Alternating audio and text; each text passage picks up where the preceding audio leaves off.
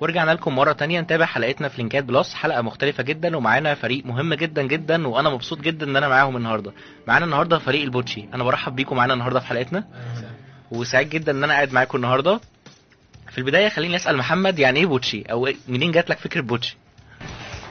اولا احنا اسمنا محمد بشر واحمد بشر ومحمود بشر. كلمه بشر خدوها كبوتشي من مسلسل يحيى الفخراني، فابتدى يطلق علينا اسم بوتشي من المسلسل دوت. تمام. لان هو كان اسمه بشر عامر عبد الظاهر، وبعدين كانوا بيقولوا له يا بوتشي في المسلسل، من خلال المسلسل جت فكرة بوتشي او فريق بوتشي. بالظبط. تمام. امتى فكرتوا انكم تبداوا تشتغلوا مع بعض؟ احمد بقى خليني اعرف منك امتى فكرتوا انكم تبداوا تشتغلوا مع بعض؟ هي البدايه ان احنا كنا بنحب نعمل منافسه بينا، احنا الاخوات كل واحد بيبدا يعمل حاجه. تمام. ونبدا ننافس بعضينا على اللي هيعمل حاجه افضل. طبعا كان الاخ الكبير هو كان البدايه بالنسبه لنا.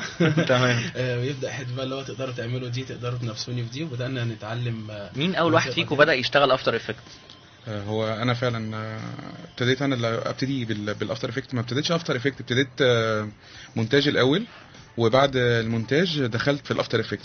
تمام. يعني اشتغلت الاول مونتاج على البريمير وعلى الفاينل كات، وبعد ما خلصت البرامج ديت ابتديت اتجه للادوب اديشن عشان احاول اظبط الصوت، وبعد الادوب اديشن دخلت مجال الافتر افكت. تمام. طيب خليني اسال بقى، ارجع لمحمود. تمام. محمود، انا شايفك ساكت من اول حلقه. عايز اسالك يا محمود بقى، انت يعني من الناس اللي انا شفته في البرومو كده ان انت بتشتغل مونتاج ومكساج، امتى بدات تتعلم ده؟ انا اتعلمت دوت من 3 سنين، خدت دوت 6 شهور تدريب، بعد كده نزلت 4 شهور شغل بيه، بعد كده تبقى لي سنه ونص شغال بيه قناه تحرير مونتاج ومكساج وكده. تمام. يعني بدات نقدر نقول سنتين قدرت تتعلم فيهم مبادئ المونتاج كلها؟ اتعلمت مبادئ المونتاج، لا واشتغلت بيه كمان، يعني انا يعتبر خلصت مونتاج كامل، بريمير وادوب اوديشن طبعا كامل. تمام. خليني ارجع لمحمد تاني واسالك سؤال، يعني ايه انيميشن؟ ايه بقى قواعد الانيميشن وازاي ده بيتم؟ طيب، هو الانيميشن يعني الملخص بتاعه هو انت ازاي تحرك الشيء نفسه انيميشن، سواء تاخده من اتجاه لاتجاه تاني، تعمل له تخلي مثلا كاركتر يتحرك، تخلي كاركتر يلف حوالين نفسه. بالنسبه للانيميشن. بالنسبه للفيجوال افكت، الفيجوال افكت ده اللي انت بتقدر تعمل بيه المؤثرات على الفيديو. يعني لو حابب تعمل مثلا يعني اقدر اتعلم مبادئ الحركه وكمان اعرف ازاي ابدا اعمل مؤثرات على الفيديو نفسها. بالظبط. يعني عايز تعمل مثلا نور، عايز تعمل مؤثرات فعلا على الفيديو، الخدع البصريه، الخدع السينمائيه اللي بتحصل في الافلام، في الاعلانات، في الكلام دوت، تقدر تعملها من خلال الفيجوال افكت. احمد، خليني اسالك ايه المشاكل اللي بدات تواجهكم لما بداتوا تشتغلوا افتر افكت؟ المشاكل اللي ابتدينا فيها كانت ان احنا ابتدينا مونتاج الاول.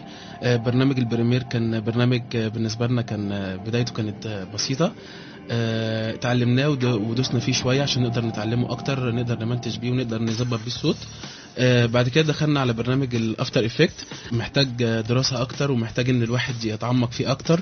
دخلنا بدأنا عجبتنا فيه حته الفيجوال اللي فيه، اللي هو ازاي تلعب بالنار، ممكن تطلع مثلا برق من ايدك، من العصايه اللي انت ماسكها، انك تلون عين واحد مثلا، تخلي عينه مثلا ملونه طول الفيديو، مثلا لمده نص ساعه ربع ساعه، ممكن تخلي عيني دي تلون زي الافلام اللي هي بتطلع الاجنبي، بيحطوا حاجات بيخلوا عندي مثلا تلون او حاجه.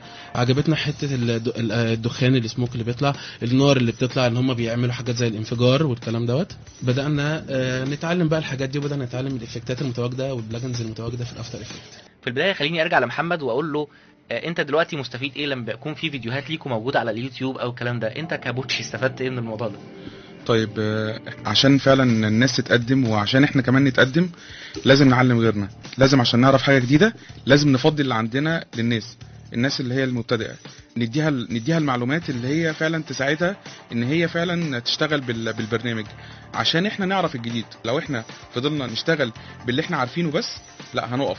فلما تدي اللي عندك فعلا للناس هتقدر تفضي من اللي عندك عشان تاخد الجديد. يعني وفعلا انا كمان مستفيد لما بدات ان انا اشتغل في المجال ده، او انا كمان مستفيد لما بدات اعلم الناس اكتر افكت. بالظبط. انت بتعلم الناس وبتستفيد اكتر، بتجي لك مشاكل على الافتر افكت، بيجي لك اسئله بتفيدك اكتر واكتر. الناس دلوقتي حابه تتعلم.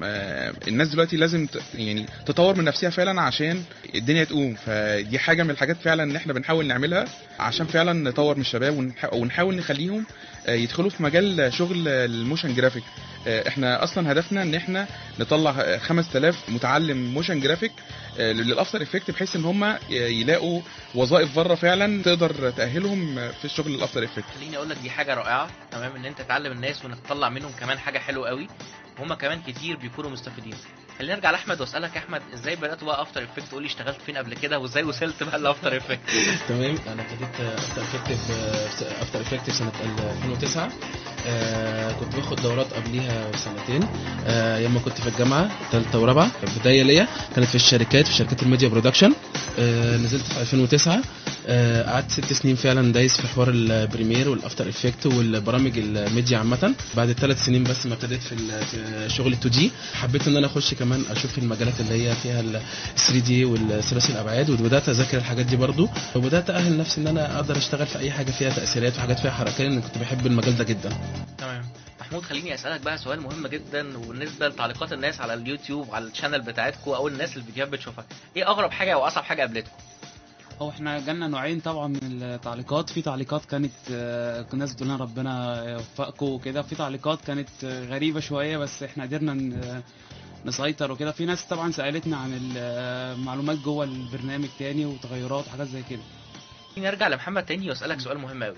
انا دلوقتي واحد ما بعرفش افتر افكت او مش اوير بالتكنولوجيا عموما، وبدات اتفرج على الفيديوهات بتاعتكم، هل هقدر اوصل لدرجه الاحتراف؟ يعني تبقى بس عندك خلفيه انك شفت حاجه قبل كده او اتفرجت على حاجه قبل كده، وتحط هدف لنفسك انك فعلا توصل للهدف دوت. يعني بمعنى ان فعلا لو انت فعلا ما عندكش اي خلفيه عن الافتر افكت، احنا بنحاول نديك حاجات بحيث ان انت توصل انك تبتدي تتعلم. تبتدي معاك ببرنامج مثلا الادوب بريمير بيخليك تمنتج الفيديو الاول قبل ما تاخد الفيديو وتلعب بيه على الافتر افكت. برنامج الاوديو اديشن بيخليك تظبط الصوت قبل ما تاخد فايل الصوت تنزله على الافتر افكت، بحيث ان انت تعمل ميكس بين الفيديو والصوت على الافتر افكت، وتحاول بقى تلعب في على الافتر افكت. تقدر تعمل انيميشن، تقدر تنزل تكست، تقدر تعمل حاجه كرتون. يعني هقدر اوصل ان انا اكون محترف عن طريق الافتر افكت؟ هتقدر توصل تبقى محترف عن طريق الافتر افكت، بس محتاج البرامج اللي تأهلك لكده برضو، واحنا منزلين شرحها على الجروب بتاعنا. دي حاجه جميله قوي. خليني احمد ارجع اسالك بقى، انا دلوقتي بشوف الفيديو بتاعك، ازاي اقدر استفيد اكبر استفاده من الفيديو ده؟ اكبر استفاده تقدر تستفادها مننا انك تتابع الفيديوهات اللي احنا بننزلها كل جمعه. دي هتبتدي معاك من البدايه خالص من اول الصفر، عشان لو في اي حاجه انت مش فاهمها كويس، او انت نفسك تنضم للبرنامج او عندك افكار او عندك ابتكارات عايز تحطها، ابدا افهم من الاول التولز اللي احنا هنديها لك، اللي هي في خلال من 3 ل 5 دقائق الفيديو اتعلمها، وفي خلال باذن الله شهر او شهر ونص هتبدا تتحرك بايديك وتبدا تعمل حاجات بايديك. يعني انا اقدر اجيب ورقه وقلم مثلا واكتب الحاجات اللي انا بتابعها معاك، ولا اطبق عملي افضل؟ الافضل التطبيق العملي، انك تطبق عملي، عشان كمان هتقف مع مشاكل مثلا معاك، في مثلا مشكله وقفت معاك وانت شغال في الفيديو، هتبدا تكلمنا وتقول لنا انا وقفت معايا مثلا حاجه كذا، انا هبدا ارد عليك في الموقع، هقول لك لا اعمل كذا، او في الجروب انت كلمني او كلمني على الخاص، بكلمهم اقول له المشكله دي تتم حلها. لازم يكون بيتابع معايا، لازم اخليه يشتغل بايديه، عشان لما يجي يغلط اقدر اقول له لا دي الحاجه دي بتتصلح بالطريقه كذا. يعني نقدر نقول ان التطبيق العملي هو افضل طريقه ان انا اقدر اتعلم افتر افكت؟ طبعا اكيد. الممارسه كمان بتبقى حاجه حلوه جدا، لما تمارس البرنامج كل يوم في مثلا ساعتين 3 4 حسب ما انت عايز تمارس البرنامج، كل ما تفضل قاعد عليه اطول مده بتحبه اكتر، وهتلاقي نفسك البرنامج بيشدك اكتر من انت مشدود ليه. تمام. محمود خليني اسالك سؤال، دلوقتي لما بتابع انا بدات اشتغل افتر افكت بايدي وواجهتني مشكله، ازاي اقدر اتواصل معاكم وفي قد ايه بتردوا عليا وتحلوا لي المشكله دي؟ هو حاطط التواصل في خلال 24 ساعه. لو هتوصل معايا طبعا بتكتب الكومنت على الجروب، او بتاخد سكرين شوت من المشكله اللي عندك وتنزلها على الجروب، وبنبدا نرد عليها في كومنتات. ومش لازم ان احنا اللي نرد، احنا المفروض ان احنا كاتبين على الجروب ان اي حد من اللي دارس افتر افكت ممكن يخش يرد مكاننا، حتى بتبقى مسهله شويه ان احنا مش موجودين حد غيرنا بيرد، بس في خلال 24 ساعه المفروض ان يكون حل المشكله وصل له او بعت له اي حاجه زي كده يعني. تمام، خليني ارجع لك يا محمد مره تانية واسالك الوقت المثالي عشان اقدر احترف افتر افكت. هعرف منك الاجابه دي بس بعد الفاصل. ورجعنا لكم مره تانية نتابع حلقه جديده من لينكات بلس، وحلقه مختلفه جدا جدا جدا مع فريق انا شخصيا فخور ان انا موجود معاهم دلوقتي، فريق البوتشي. خلينا نسال محمد انتوا بتشتغلوا ايه يعني غير مجال الكمبيوتر او غير مجال الجرافيك او الفيديوهات اللي انا بشوفها دي؟ شغلكم الاساسي بقى ايه؟ احنا شغالين في اكاديميه تحرير. أكاديمية تحرير هي مؤسسة تعليمية بتحاول تطور التعليم في مصر، بتحول التعليم من كتاب مدرسي لفيديوهات بتطلع بصورة محترفة أنيميشن، بحيث إن هي توصل المعلومة للطالب بطريقة مبسطة عن طريق فيديو أنيميشن كرتوني. أكاديمية تحرير عندها ويب سايت tahriracademy.org، وتقدر تتابعهم برضك من خلال الجروب بتاعهم. وفي نفس الوقت هدفها الأساسي إن الطالب يبقى فاهم مش حافظ، وفي نفس الوقت هي بتناشد السن من 13 ل 18 سنة.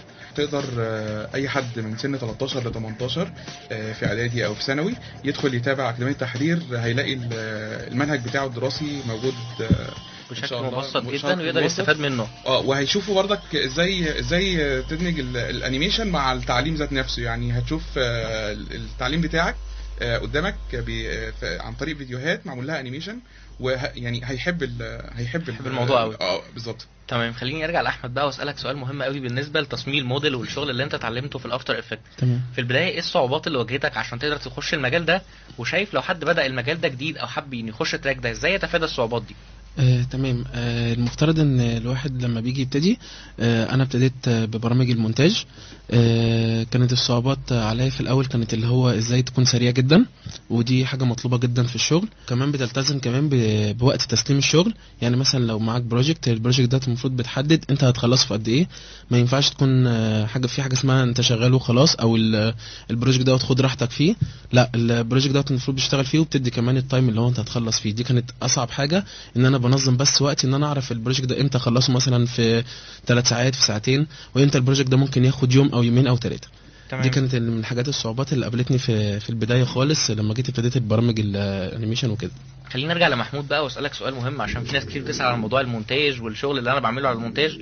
ايه الصعوبات اللي واجهتك لما بدات تتكلم عن المونتاج؟ وعايزك توضح لي ببساطه كده ازاي ابدا اشتغل مونتاج. تمام. انا المونتاج عموما هو الصعوبات اللي فيه الحمد لله المونتاج طريقته مفيش صعوبات، هو برنامج سهل وبسيط جدا وسهل اي حد يتعلمه واي حد يشتغل عليه وكل حاجه. اهم حاجه في البرنامج ان هو يكون في نظام، ملفات الصوت ترتب بتبقى معروفه محفوظه كم عدد، ملفات الفيديو نفس الكلام بتبقى ليها ترتيب بعددها وكل حاجه. في اهم حاجه التسنيك، بيبقى هو ده ارخم حاجه بتبقى في الادوبي بريمير وكده. كلمني عنه اكتر شويه. تمام. هو البريمير عموما هو برنامج اصلا تقطيع صوره وصوت وتسنيك صوت وصوره. فهو في تسنيك الصوت مع الصوره، ده لما بيكون جاي فيديو وانت حاطط الصوت خارج الفيديو عايز تسنكه مع الصوره. يعني ايه اكتر كلمه تسنكوا؟ يعني انا مش تكنيكال قوي عشان ابقى فاهم المصطلحات بتاعتكم. يا ريت برضو تقولي ده شويه، احنا معانا ناس برضو مش داخله قوي في الافتر افكت او ملهاش قوي في الجرافيك وعايز تتعلم. يا ريت توضح لنا ده بشكل ابسط شويه. هو معنى كلمه تسنيك ان هو يبقى الصوت، يعني مثلا انا دلوقتي بسجل فيديو بيبقى ليه صوت مع الفيديو، فهو احنا ساعات بنسجل صوت خارجي غير صوت الفيديو، عايزين نمشي الفيديو مع الصوت الخارجي اللي احنا مسجلينه. تمام. فعشان نمشي الصوت مع الفيديو، صوت الخارجي مع الصوره بالفيديو، فلازم نمشي دوت مع دوت، فده اسمه تسنيك، اللي هو احنا نمشي الصوت مع الصوره. يعني يبقى ما عنديش ديلي تقصد بين الصوت والصوره، يبقى الاثنين ماشيين على رتم واحد. تمام، هو بالظبط كده، اللي هو يبقى الاثنين ماشيين على رتم واحد في صوت وصوره مع بعض، بس تمام. صوت خارجي غير صوت الفيديو اللي كان موجود. تمام. طب ده مش صعب شويه لو حد مبتدئ يقدر يعمل ده؟ ما هو مش صعب، بس هو بيبقى عايز تركيز شويه مع الحروف، يعني عشان ما يلغيش حروف منه. تمام. هو ساعات وهو بيسنك ممكن يلغي حروف، ممكن يسرع الكلام، يبقى الكلام جاي سريع ما ياخدش باله من الكلام. بس هو سهل، ان هو كله عباره عن تقديم وتاخير، والكلام ده كله مشروح في فيديو 8 دقايق بريمير على الجروب، في كل تفصيل الكلام دوت بسهوله وباين مشروح عملي على الجروب وكده. تمام. خلينا نرجع للفيسبوك مره تانية. عندنا حازم عيسى كان بيسال سؤال، بيقول لنا ايه اهميه الافتر افكت عموما في مجالي الوظيفي؟ تمام، تعالى نرجع اسالك يا محمد، نقدر ازاي نجاوب عليه ونقول له ازاي اقدر استغل الافتر افكت في مجاله الوظيفي؟ هو على حسب يعني مجاله الوظيفي ذات نفسه، هو شغال ايه. يعني مثلا لو هو لسه مبتدئ عايز يعمل مثلا دعاية للشغل اللي هو شغال فيه، بيقدر يتعلم معانا الافتر افكت ويقدر يعمل فعلا شغل اللي هو شغال فيه دلوقتي. لو هو مش شغال يقدر يتعلم الافتر افكت ويقدر يبتدي يبقى مبتدئ موشن جرافيك فعلا، يبقى يطلع من البداية لغاية ما يحترف ازاي يشتغل بالافتر افكت. لو هو مثلا شغال في ويب ديزاينر، شغال جرافيك ديزاينر، يقدر ساعتها ان هو يتعلم بقى ازاي يحول شغله من جرافيك ديزاينر لموشن جرافيك، يقدر يحرك الشغل بتاعه. اول حاجه بتجيلنا مثلا بروجكت عشان نعمل له انيميشن او نعمل له فيجوال افكت، اول حاجه بندور عليها الجرافيك ديزاينر عشان يرسم لنا الفيلم اللي احنا هنعمل له انيميشن، او هيرسم لنا الفيديو اللي احنا هنعمل له انيميشن، او هيرسم لنا الحاجات اللي هنعمل عليها فيجوال افكت بالظبط اللي احنا هنشتغل عليه. ففعلا ممكن تبقى 50% شغل جرافيك ديزاينر، او وساعات كمان بتوصل ل 90% بيبقى شغل فعلا جرافيك ديزاينر. لان في ناس معانا برضك على الجروب معانا قال لك انا شغال جرافيك ديزاينر ومحترف جدا، وازاي ابتدي اسيب الجرافيك ديزاينر واشتغل موشن جرافيك. لا يعني بص هقول لك حاجه، يعني الجرافيك ديزاينر احنا اصلا ممكن يبقى 50% وبتوصل فعلا ل 90% شغلانه جرافيك ديزاينر. فاحنا فعلا بندور على الجرافيك ديزاينر عشان نقدر احنا بس نحرك اللي هو بيعمله. فمع الفيديوهات فعلا اللي احنا بنعملها، وهيلاحظ ان فعلا معظم الحاجات اللي احنا بنعملها بنبقى محتاجين فعلا 50% جرافيك ديزاينر عشان نقدر نحرك الشغل بتاعنا. تمام. احمد خليني اسالك سؤال كمان جالنا على صفحتنا على الفيسبوك، عندنا ايهاب كان بيسال او بيقول لك يا ريت تكلم الناس اللي بتسال قبل ما تجرب. يعني الناس ساعات كده تشوف الفيديو على اليوتيوب فتسالك هو ده بيعمل ايه من غير ما يفتح حتى يشوف ده ايه الشغل ده، فبيسالك قبل ما يجربه. تمام. هو اكيد طبعا لما هتيجي تنزل فيديو هتلاقي بعض الناس الكتير بتحط كومنتات وبيبقى فيه تناقض طبعا. في ناس بتبعت لنا انتوا بتستفادوا ايه من الفيديوهات اللي انتوا بتعملوها التعليميه، وفي ناس بعتت لنا ربنا يوفقكم، ده احنا اول مره نشوف حاجه زي كده. تعليم بطريقه بسيطه جدا، ودرس 5 دقايق ما فيهوش كلام كتير، ما فيهوش ان انا عشان اديله حته معلومه اخليه يقعد معايا نص ساعه او ساعه الا ربع ان اقول له بص المعلومه دي خدها من عندي. لا، احنا بنوصله فعلا للخبره على طول، او للحته اللي هو عايزها او الحته اللي هو بيدور عليها في درس بسيط جدا، في فيديو عباره عن درس بياخد من 3 ل 5 دقائق. اي شخص بيجي يسال او عايز يعرف اي حاجه جديده عن البرنامج او بيسال سؤال متكرر قبل كده، هخليه ابعت له اللينك تاني وافضل معاه واحده واحده واقول له تابعنا عن اللينك دوت واتفرج على فيديوهاتنا وتابعنا، وباذن الله هتتعلم حاجه كويسه. ولو وقفت معاك اي حاجه في الافتر افكت او حاجه وانت بتتعلم كلمنا واحنا هنبدا نتابعك في الحاجات المشاكل اللي وقفت قدامك، وفعلا بيكون في متابعه لحل المشكله او بيقدر يتعلم منها بشكل افضل يعني. بالظبط زي ما محمود قال لك، احنا فعلا الحاجات لما حد بيبعت المشكله او حاجه فعلا بيبقى قدامه بالظبط 24 ساعه، واحنا بنحاول نرد في اسرع وقت ممكن، بس حسب الحاجات اللي بتجيلنا. يعني ممكن واحد ارد عليه بعد 8 ساعات، ممكن بعد 10 ساعات، ده بيبقى عشان فيه. خليني اسالك كمان، انا شفت في البرومو بتاعكم حاجه اسمها كلر كوريكشن، عايزك تقول لي ببساطه بقى ايه هو الكلر كوريكشن. تمام اوكي. حاليا في الاستوديو لما بنيجي نصور الاضاءات ساعات بتبقى ضاربه جدا في الشخص اللي بيصور بريزنتر او الشخص اللي هيبدا يقدم المحتوى العلمي. الاضاءه بتبقى ضاربه مثلا فيه، او الاضاءه بتبقى قويه جدا، نقدر نقول مفيش تنسيق بينهم يعني. تمام. بيبقى فعلا تحس ان هو كده متصور الصوره دي مش هينفع حد يبص لها خالص. فاحنا بنبدا ناخد الصوره دوت نقول الاضاءه من عليها، نبدا ندي الفيديو كلر تاني خالص، نبدا نخلي مثلا الاضاءات دي تخف، ممكن نخلي الكلر الاضاءه حاجه تانية خالص، بدل ما تبقى مثلا اضاءه مثلا بيضاء مثلا نيون او الاضاءه الصفراء متواجده، لا انا ممكن اخلي الفيديو كله يبقى لونه اخضر، ممكن اخليه اصفر، ممكن ابدا العب في الاضاءه بتاعه الفيديو عشان يبقى طالع بافضل مظهر، او الناس تبقى حابه ان هي تتفرج على الفيديو بطريقه كويسه، يبقى كمان يبقى اتش دي او يبقى حاجه الكواليتي بتاعتها عاليه جدا. يعني اقدر كمان اتحكم في الكواليتي عن طريق الاضاءه الخاصه بالشغل بتاعي حسب الاضاءه المتصوره بيها في الاستوديو. يعني لو الاستوديو الاضاءه بتاعته مثلا ضئيله او حاجات بسيطه خالص، مش مدي الشخص اللي بيصور الاضاءه عليه تبقى كويسه او تبقى هاديه عليه، او تنظيم الاضاءه عليه، والاضاءه كمان اللي على الكروما عشان اقدر افك الكروما ما ياخدش حاجه من جسمه او من اللبس اللي هو لابسه. ابدا العب عليه كويس واخلي الاضاءات بتاعته كويسه جدا، وهدي الاضاءه اللي عليه، وابدا ابقى منسق بيني وبين المخرج اللي بيصور وكده. تمام. محمود بقى خليني اعرف منك شغل المونتاج ده من الشغل اللي انا بشوفه صعب. انت قلت من الصعب قوي اني اركب الصوت على الصوره، لازم اكون شويه محترف عشان الاحظ التغييرات اللي بتحصل بين الصوت والصوره والكلام ده. عايز اعرف كده لما بداتوا تشتغلوا انتوا الثلاثه مع بعض، الفيديو بيمشي ازاي، او ايه الستبس اللي بتمشي كده، او الخطوات بتعدي على مين على مين لحد ما يحصل الفينش ونشوف الفيديو؟ بيبتدي الاول الاخراج، بيتكتب المحتوى، بعد كده يتصور، بعد كده بيطلع مونتاج. بعد ما بيتصور بيخش لي انا مونتاج، ببدا امنتج الفيديو ومكسج الصوت وانقي الصوت واحطه على الصوره واطلع الفيديو رندره، اطلعه فيديو اللي هو يبقى المحتوى بس، الكلام اللي موجود فيه هو كلام عن محتوى، يبقى كده جاهز ان هو يخش على الافتر افكت. يطلع من بريمير يخش على الافتر افكت، يبدا بقى يشتغل على انيميشن. بعد كده بقى مين بقى عندنا، احمد ولا محمد اللي هياخد؟ محمد هيستلم الفيديو دلوقتي. طب نرجع لمحمد، انت استلمت الفيديو دلوقتي منه، هتعمل ايه؟ طيب انا دلوقتي استلمت الفيديو منه، انا بقى لازم استلم مع الفيديو من المخرج او الارت دايركتور ستوري بورد. الستوري بورد دوت بتبقى فيها متقسمه كده ل 8 مربعات مثلا على ورق A4، وكل مشهد من المشاهد اللي موجوده في الفيديو اللي احنا هنشتغل عليه. عن طريق بقى الستوري بورد ببتدي انا اعمل انيميشن للفيديو اللي جالي من عند محمود، طبعا مع الجرافيك ديزاينر اللي بيبقى اللي بنحتاجه، الرسم بتاعه، الكادرات اللي هو بيحاول يعملها لنا. بنحاول بقى ناخد الكادرات ديت ونعمل بنعمل تسنيك مع الفيديو ذات نفسه، وبنعمل للرسومات ديت انيميشن على الافتر افكت. تمام كده الشغل وصل لحد محمد.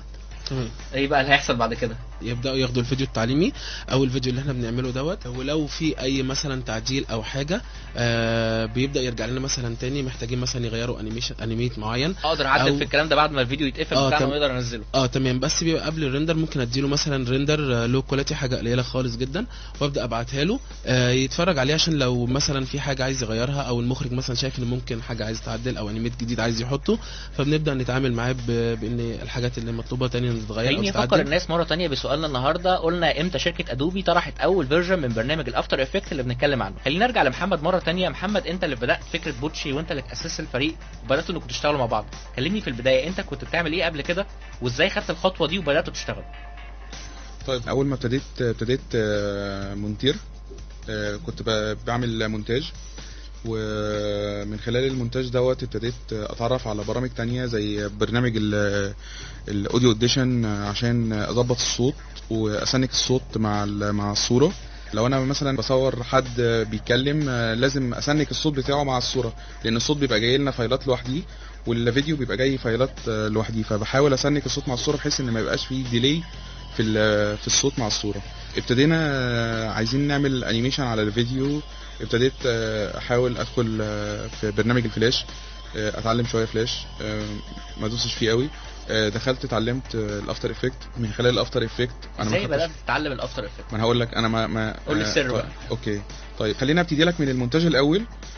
طيب المونتاج الاول انا كنت شغال، انا اصلا خريج نظم معلومات، وغير مجال المونتاج ومجال الافتر افكت خالص. فعشان الناس اللي بتسال انا مثلا خريج تجاره او خريج كذا او خريج كذا، لا تقدر فعلا تتعلم وتوصل للاحتراف فعلا على الافتر افكت.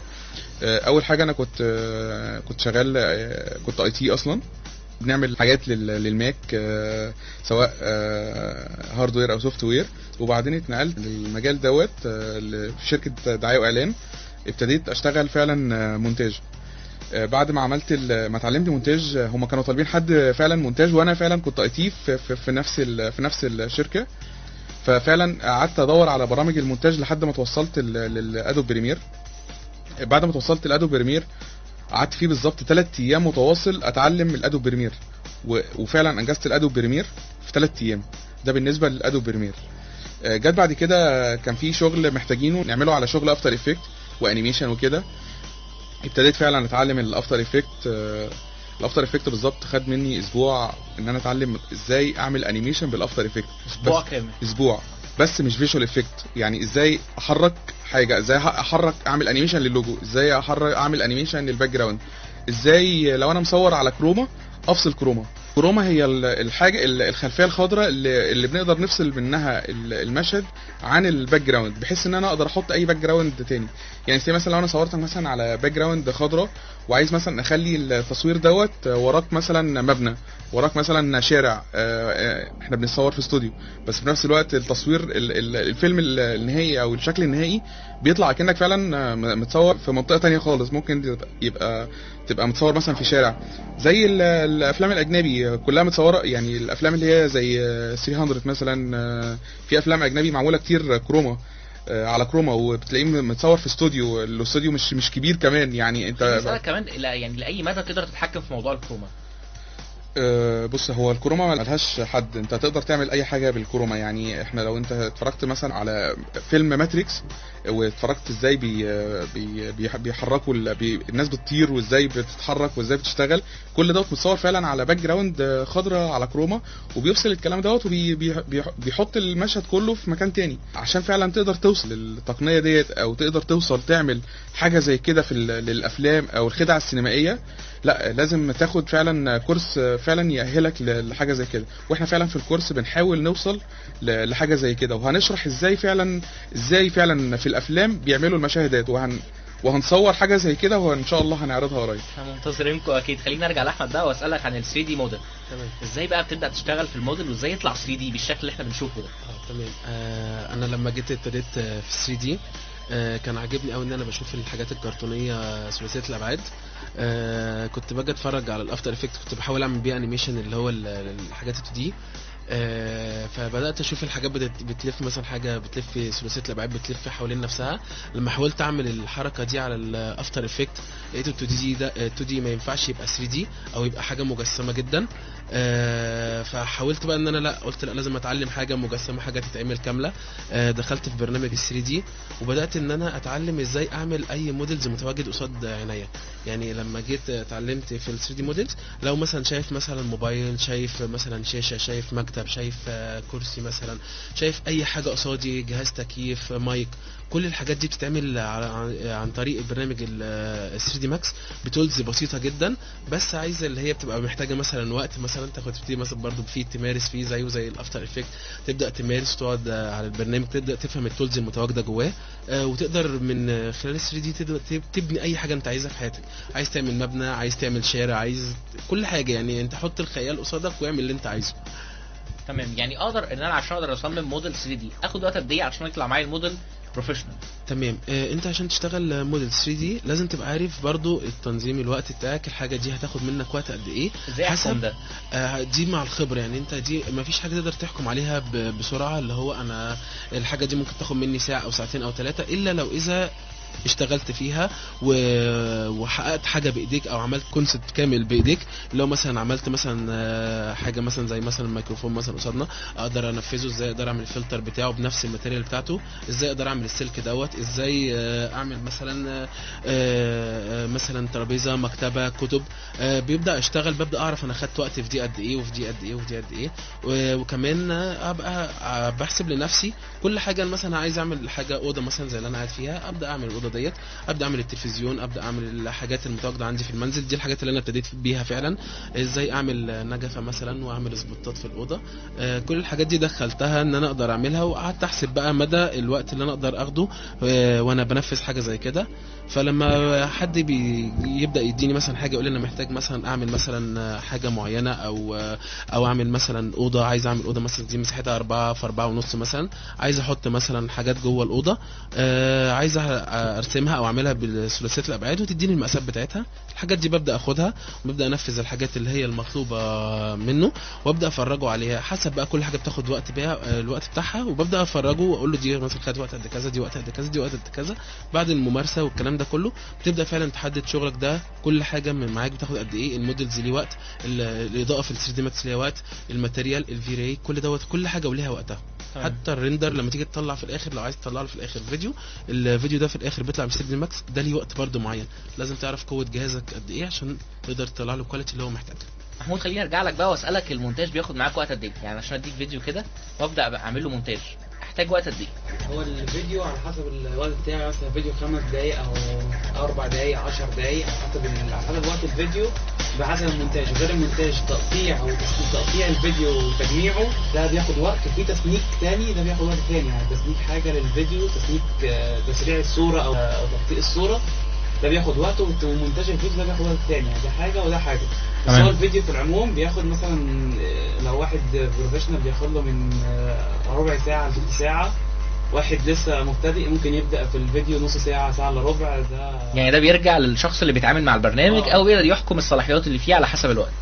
تمام. خلينا نفكر الناس بسؤالنا مره تانية. سؤالنا امتى شركه ادوبي طرحت اول فيرجن من برنامج افتر افكت؟ خلينا نقرا شويه رسائل او شويه تعليقات من الناس على الحلقه لحد دلوقتي. عندنا تعليق لطيف قوي، حد بيقول لك يا محمود هيثم بيقول لك المونتاج بياخد نص ساعه ليه ابو تريكه؟ يعني الراجل قعد 36 ساعه عشان يعمل مونتاج. تخيل 36 ساعه، حاجه لطيفه بصراحه. عندنا كمان مجموعه من الاسئله، خلينا نشوف كده الناس ايه رايها في الحلقه. ناس بتقول لك الحلقه مفيده جدا وانا بشكركم عليها، واحنا كمان بنشكرك انك بتسمعنا النهارده. عندنا كمان اخبار كتير جدا وتعليقات كتيره جدا على صفحتنا، بس خليني اسالكم سؤال اهم من كده.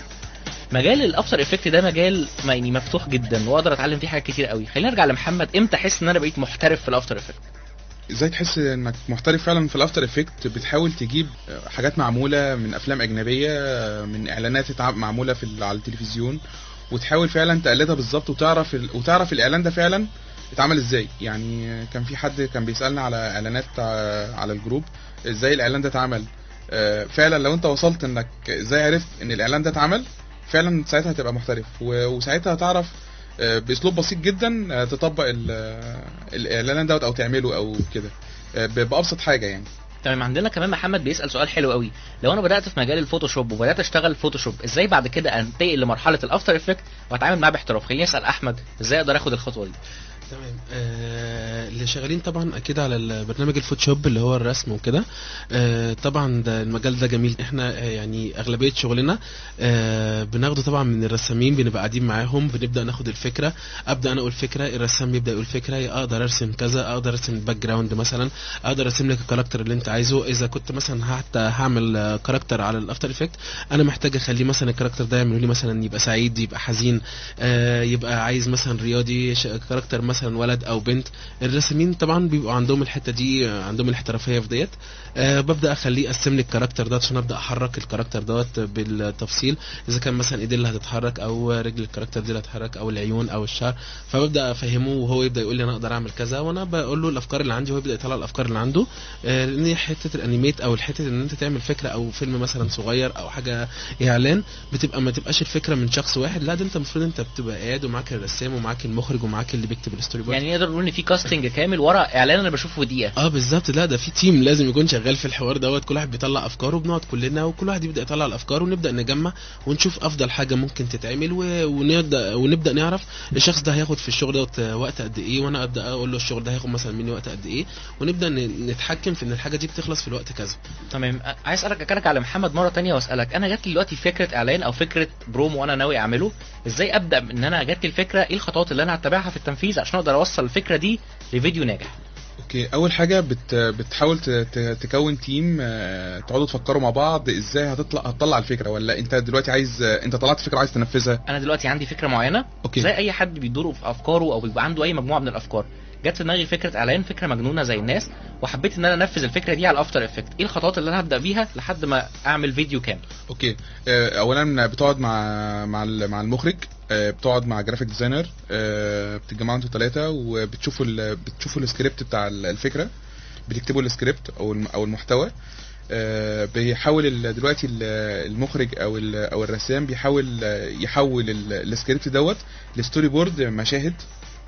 المشاهد دي بياخدها المخرج وبيقعد يظبطها بقى بين الراجل اللي بيشتغل على الافتر افكت والجرافيك ديزاينر، بحيث ان هم يكونوا الفكره اللي جت في دماغك. بالظبط، لفيديو. يعني كده بيحول الفكره لفيديو عن طريق الستوري بورد، عن طريق السكريبت، عن طريق الرسم، عن طريق الانيميشن الافتر افكت. يعني في حلول كتيره جدا اقدر اشتغل عليها عشان اقدر احل مشكله او اقدر ان انا اطلع فيديو كامل على الافتر افكت. بالظبط.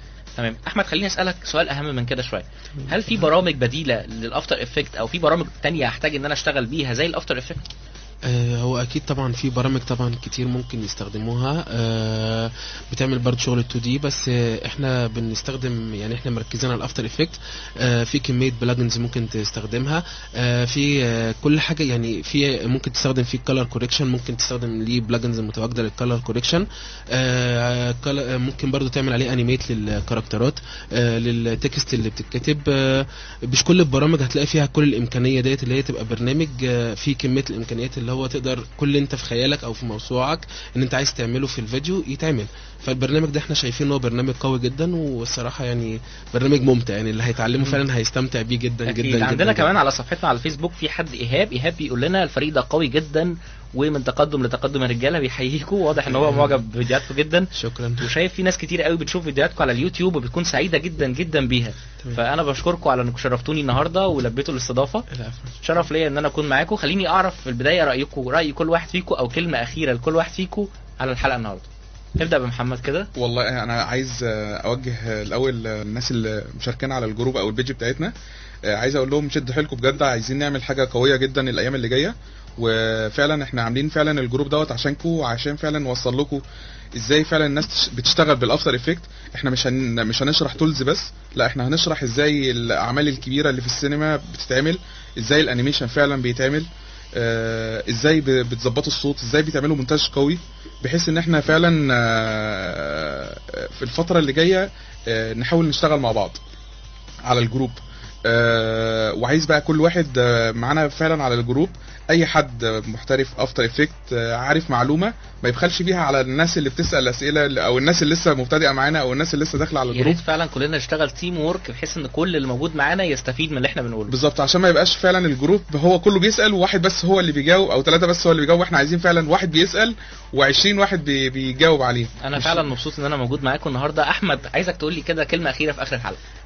تمام. انا طبعا بحب اشكر طبعا كل الناس اللي متابعانا، وبحب اشكر صحابي اللي ساندوني في ان انا في الفكره ذات نفسها، وبشكر طبعا الناس المتواجده حاليا في الجروب اللي هم بيكلموني دائما ويقولوا لي احنا عايزين نتعلم اكتر، وربنا يوفقك. وفعلا بشكر ناس كتير جدا جدا انا مش هقدر احصيهم كلهم، وبنقول لهم باذن الله تابعونا على صفحتنا، وباذن الله يعني هنوصلكم لحاجه كويسه جدا. واي حد عنده اي استفسار اي حاجه يكلمنا على طول، واحنا هنكون باذن الله متابعين معاهم دائما على طول. نروح لمحمود بقى، المونتاج كله، عايزك تقول لي كلمه كده في اخر الحلقه النهارده. انا كنت عايز اقول اخر حاجه دي اهم حاجه، ان هو الناس كلها بعد ما تتفرج على الفيديوهات لازم تطبق عملي وتبعت العمل بتاعهم على الجروب واحنا نراجع عليه. يعني اهم حاجه انهم بعد ما ياخدوا الفيديو بعد ما يتفرجوا على الفيديو يعني يحاولوا يطبقوا عملي عليه لو بحاجه بسيطه جدا، ويبعتوا ولو في حاجه واقفه صغيره يبعتوها، ويبعتوا الفيديو احنا نتفرج عليه حتى نشوفهم هم وصلوا لايه، عشان بس نعرف نتائجنا. يعني يكون في متابعه للي انت بتعمله عشان خاطر كمان الناس تتعلم وتتابع وتستفيد من اخطائها. نشوف الحاجه اللي احنا اديناها خدنا منها ولا لا، يعني نشوف الحاجه اللي احنا قدمناها استفدنا منها وشفنا ناس بتستفاد فعلا بيها وطلع لنا فيديوهات ولا لا. خليني اشكرك جدا على تشريفك لينا النهارده، وخلينا نجاوب سؤال حلقتنا النهارده. سؤال حلقتنا كان بيقول امتى شركه ادوبي طرحت برنامج افتر افكت واشتغلت عليه، او امتى تم اصدار اول اصدار من برنامج ادوبي او برنامج افتر افكت اللي تابع لشركه ادوبي. تحديدا تم اصدار اول اصدار من البرنامج ده كان في 18 نوفمبر 1993. ده كان اول نسخه تجريبيه للبرنامج، وكانت اصدار 1.1 او بدات 1 وبعد كده 1.1، وبعد كده ظهر تعديلات كتيره جدا على البرنامج واضافات كتيره قوي ظهرت بعد اول فيرجن. وده كان سؤال حلقتنا النهارده. بشكر كل اللي انضموا لنا وجاوبونا وكل الناس اللي كانت متابعانا على صفحتنا على الفيسبوك. بشكر كمان فريق باتشي اللي شرفني النهارده، شرفت جدا بوجودكم معانا. مستنيكم الحلقه الجايه والاسبوع الجاي يوم الجمعه الساعه 4:30 ولينكات بلس.